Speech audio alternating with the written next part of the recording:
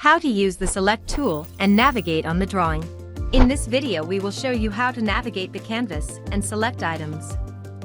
Click on an element to select it.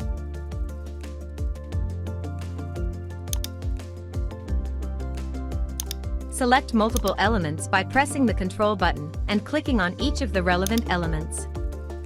To marquee select elements, click on the starting point and drag around the items you need to select with the help of a rectangular selection.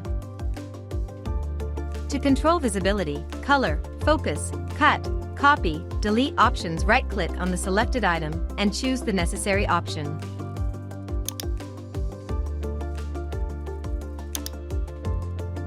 To move an object, select and drag it.